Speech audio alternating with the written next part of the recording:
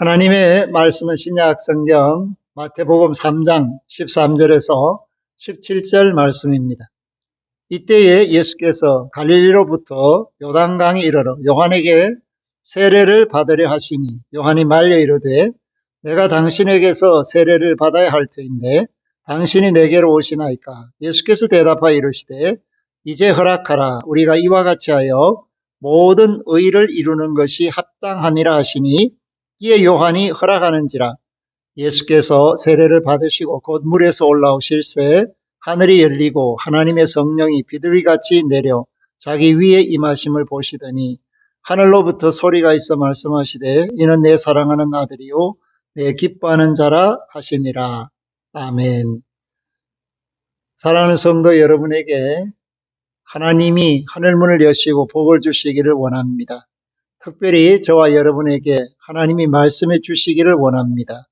너희는 내가 사랑하는 하나님 아들이다 라는 표징이 우리 주 예수 그리스도 안에서 있기를 원합니다.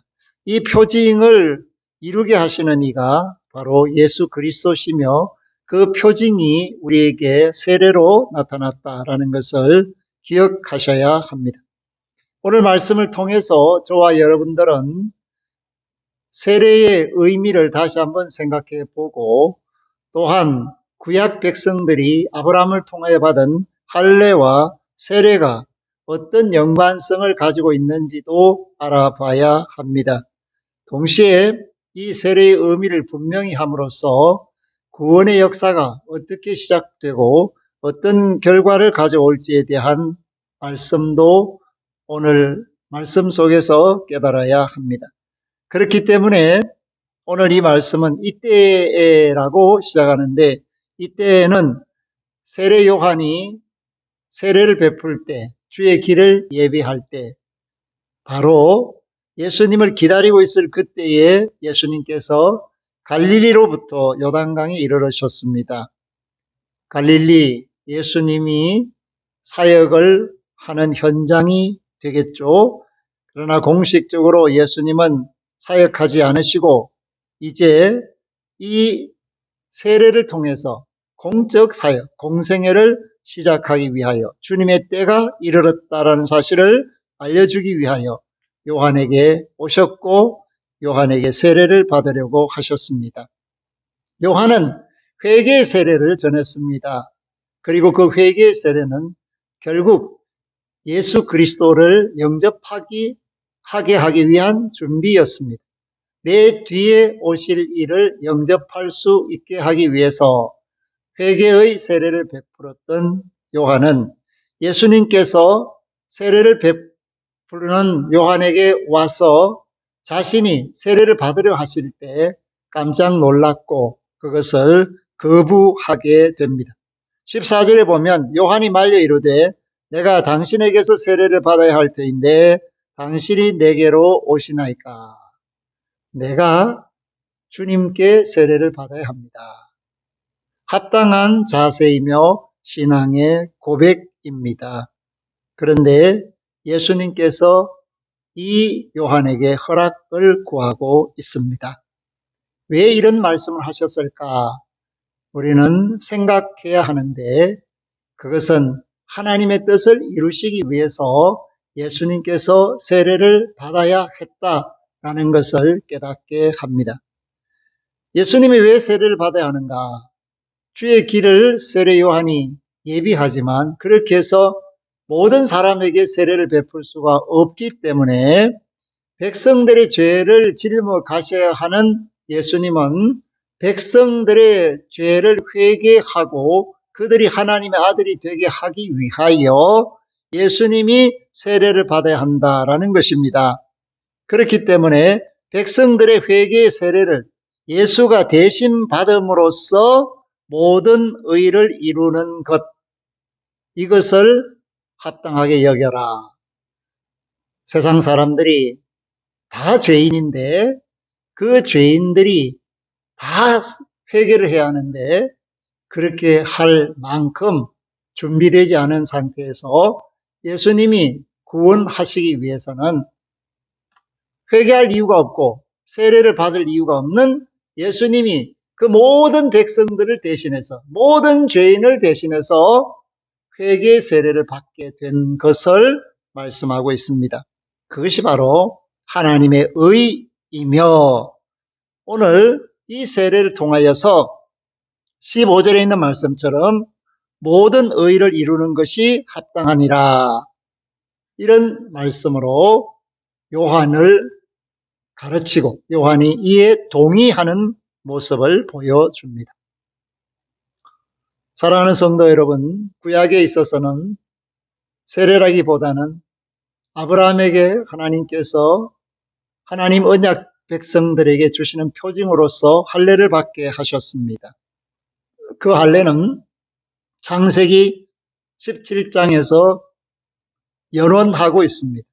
특별히 10절에 보면 너희 중 남자는 다 할례를 받아라. 이것이 나와 너희와 너희 후손 사이에 지킬 내 언약이니라. 이렇게 말씀을 하셨고, 이 말씀에 따라서 아브라함은 99세 때에, 이스마엘은 13살 때에 할례를 받고, 아브라함 집에 있던 모든 남자가 돈 주고 샀든지 태어났든지 다 할례를 받았습니다. 그리고 하나님은 아브라함에게 난지 8일 만에 할례를 받는 규례를 세워주셨습니다. 사랑하는 성도 여러분, 이것은 언약 백성이 가져야 할 표다, 사인이다, 마크다, 그렇게 말씀을 주셨습니다. 그러니까 구약에 있어서는 이 할례가 육체에 나는 하나님을 아버지라고 고백하는 전능하신 하나님, 조상의 하나님으로 사는 하나의 표징이 되었습니다. 그러나 이 육체의 할례가 사람을 온전하게 하지를 못했다라는 것을 예레미야가 증거합니다. 그렇기 때문에 예레미야는 죄를 범한 유대인들에게 육신의 몸을 베지 말고 마음의 가죽을 베어내라고 예레미야서 9장 25절에서 26절에 말씀합니다. 마음의 가죽이 뭘까? 그것은 완악한 마음과 불순종을 이야기하고 있습니다. 하나님의 백성이라고, 아브라함의 후손이라고 자랑하면서 그들은 하나님 말씀에 순종하지 않고 규례와 명령과 법도를 지키지 않았습니다. 그렇기 때문에 사도 바울은 로마서 2장 28절에서 29절 말씀을 통하여 대저 표면적 유대인이 유대인이 아니요 표면적 육신의 할례가 할례가 아니라 오직 이면적 유대인이 유대인이며 할례는 마음에 할지니 신령에 있고 의문에 있지 아니한 것이라 라고 가르쳤습니다. 그래서 오늘 세례가 할례를 대체하게 된 이유를 바울은 명확하게 말해주고 있습니다. 그러니까 육체적인 것으로부터 영적인 것으로 옮겨졌다는 것을 말합니다. 예수님의 세례는 육체적인 표를 가진 유대인들이 하나님의 말씀에 불순종함으로 영적으로 마음이 새롭게 되는 새 사람으로 거듭나는 이 일을 통하여서 모든 사람이 하나님의 아들 되는 구원의 역사를 일으키는 표징, 그것이 바로 세례의 표징인 것입니다.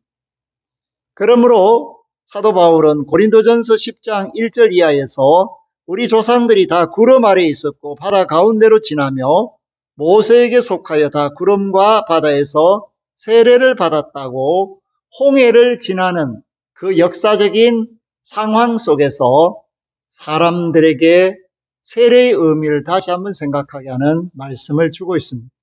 다시 말해서 이 세례라는 것은 애굽과 광야 사이에서 일어나는 새로운 결단과 각오와 헌신의 표였다라는 것을 말씀합니다. 옛사람이 죽고 새사람이 되는 과정, 그리고 옛세계에서 하나님의 나라로 전진하는 과정을 사도 바울은 홍해를 건널 때 그 백성들이 세례를 받았다는 표현으로 말해주고 있습니다. 그렇기 때문에 저와 여러분들이 이 세례의 의미를 분명히 깨달아야 합니다. 사랑하는 성도 여러분, 로마서 6장에서 사도 바울은 세례에 대하여 알려주고 있는데, 특별히 그 세례는 그리스도 합하여라는 연합이라는 의미를 강조하고 있고, 그 연합하는 이유는 뭐냐 하면 함께 죽고 함께 산다라는 의미입니다. 그렇기 때문에 예수 그리스도와 함께 십자가에 못 박혀서 죽는 것과 예수 그리스도와 함께 부활에 참여하는 것이 이 세례의 의미 속에 들어있다라는 것을 가르쳐 줍니다.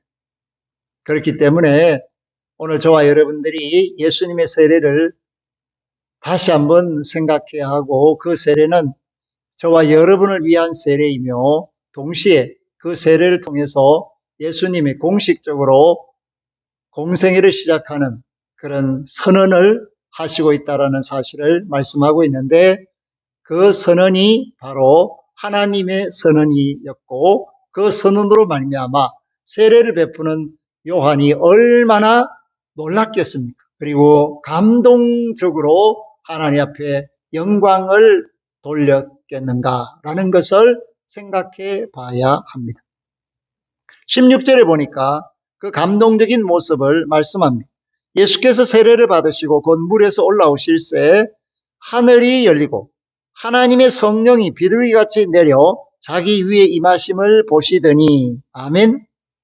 예수님이 요한에게 세례를 받으시고 물에서 올라오실새 하늘이 열리고, 그 열린 하늘에서 성령이 비둘기같이 내렸다. 그리고 그 성령이 예수님 위에 임하셨다. 그리고 17절에 보면 하늘로부터 소리가 있어 말씀하시되 이는 내 사랑하는 아들이요 내 기뻐하는 자라 하시니라. 아멘. 하나님이 음성을 발하셔서 이는 내 사랑하는 아들이요 내 기뻐하는 자라고 정언하시고 확정하시고 인치시는 모습을 보여주고 있습니다. 하나님이 친히 이는 내 아들이라고 선포하고 있습니다. 이는 내 기뻐하는 자라고 말씀하고 있습니다. 이때 요한은 어떤 감동을 받았겠습니까? 할렐루야! 하나님께 영광을 돌립니다. 아멘! 주의 종이 주의 길을 닦았는데 이제 그 길이 완성됨으로써 내 뒤에 오실 일을 내 눈으로 보게 되어 싸움나이다. 그리고 그 푸른 하늘, 푸른 강물, 그 배경 속에 하얀 비둘기 같은 성령이 예수님 머리 위에 임하시고, 그 열린 하늘로부터 하나님이 말씀하시고 이는 내 사랑하는 아들이요 내 기뻐하는 자라. 이럴 때 그 요한은 아마 절로 그 물에 무릎을 꿇고 감격하며 감사하며 기뻐하며 하나님께 영광을 돌렸을 겁니다. 이 요한이 헤롯으로 말미암아 목배임을 당하였을 때도 이 광경을 생각하면서 담대히 순교하게 되는 계기가 되었을 겁니다. 이것이 바로 주현절의 시작입니다. 예수님이 공생애를 시작하는 나이가 30살이라고 짐작하고, 그 30살 되실 때 세례를 받았다. 그리고 하나님과 사람 앞에 정식으로 인정받고 하나님의 아들로 드러나신 것을 기념하는 절기가 바로 주님이 나타나셨습니다 라고 선포하는 주현절인데, 그 주현절이 1월 6일이며 오늘 저와 여러분들이 예배를 드리는 이 순간 우리는 주님이 세례 받으심을 기뻐하고 감사하는 주님의 수세주일로 지키고 있습니다.